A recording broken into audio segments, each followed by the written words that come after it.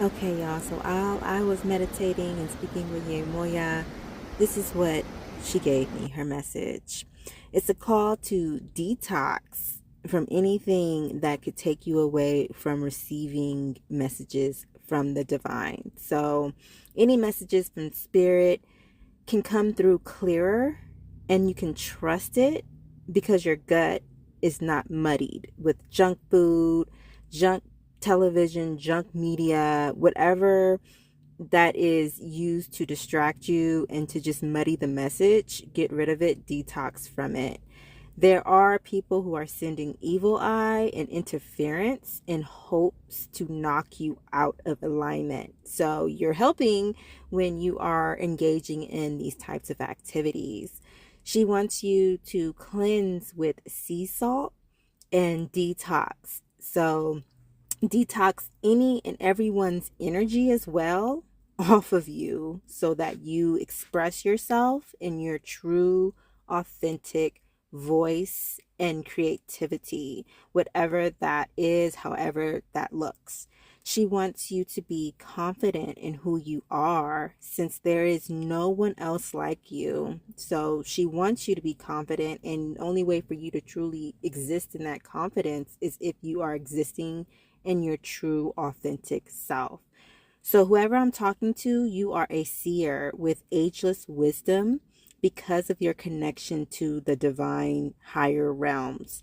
You are otherworldly. You have a connection to the original inhabitants of this earth, and they were not humans, okay?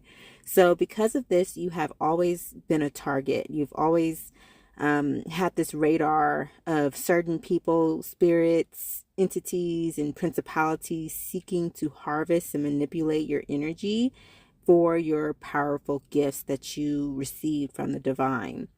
This is why it's extremely important to keep a clean system, okay, to prepare for all of the miracles and the magical moments that are going to be happening. It's going to be great changes taking place. There are drastic energy shifts ahead. So this detox is to prepare you for what's ahead.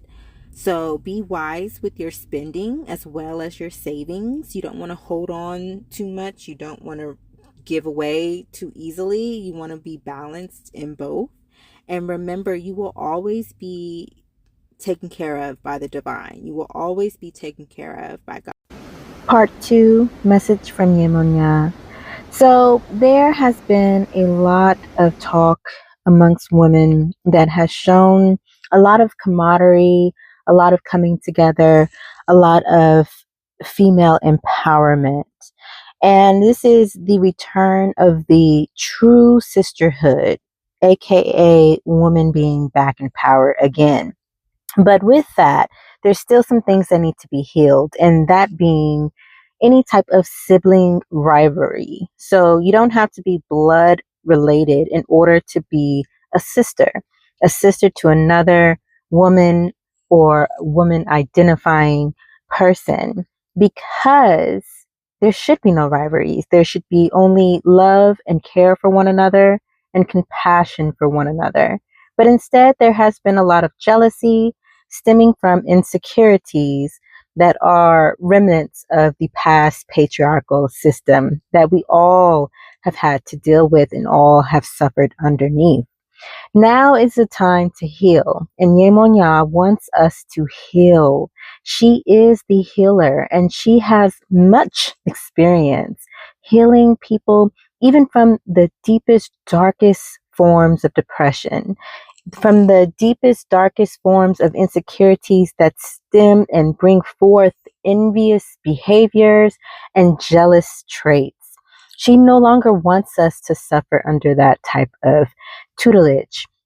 In fact, this type of sibling rivalry disrupts the harmony of family relationships. It disrupts the peace of the whole community of the world. And she knows that only wisdom and justice coming together, working together, can restore the balance that once was. And that's what she wants for us to do. She wants us to heal, love, and care for one another. That was a confirmation if you didn't hear it.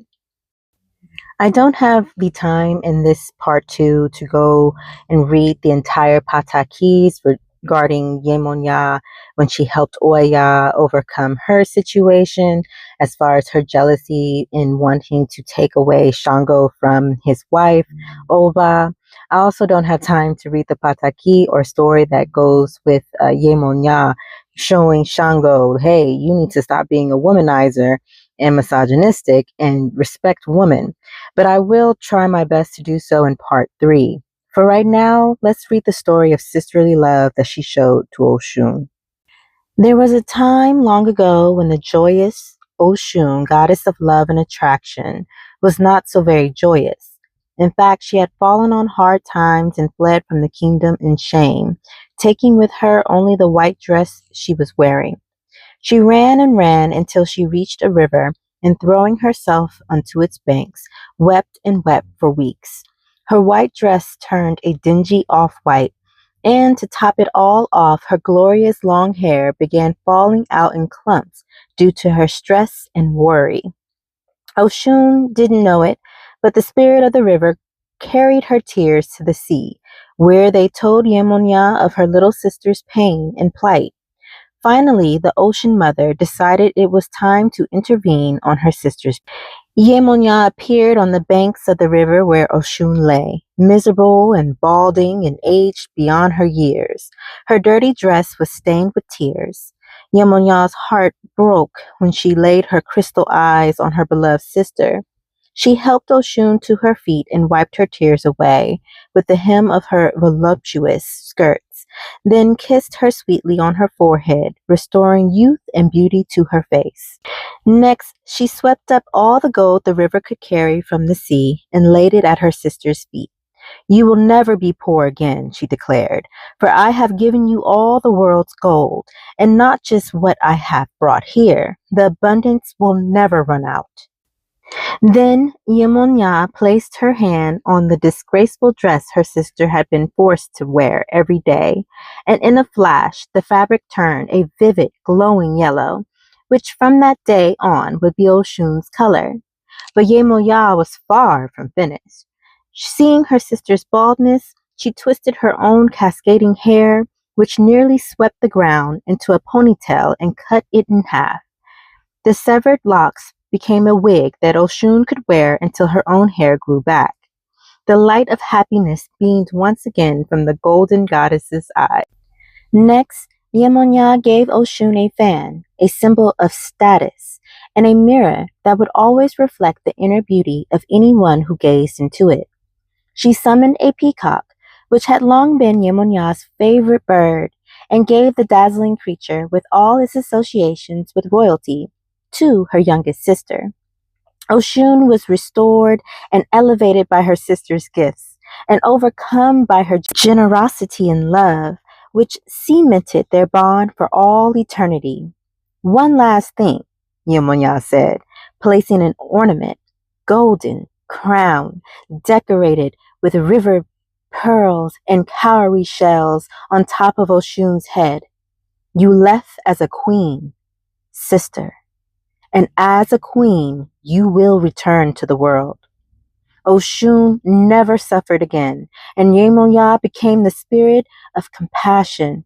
And from that day until this, wherever Yemonya goes, Oshun goes with her.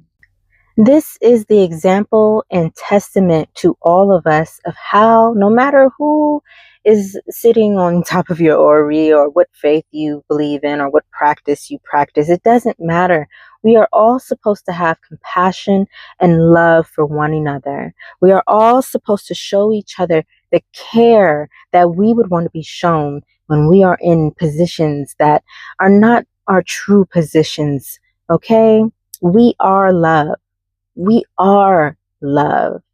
And I love each and every one of you. And hopefully this message reaches you and it pierces your heart just like it did for me. To do better, to be better, and to be the example for the next generation. For we are a part of this new world. I love y'all. See y'all on the next one. Bye.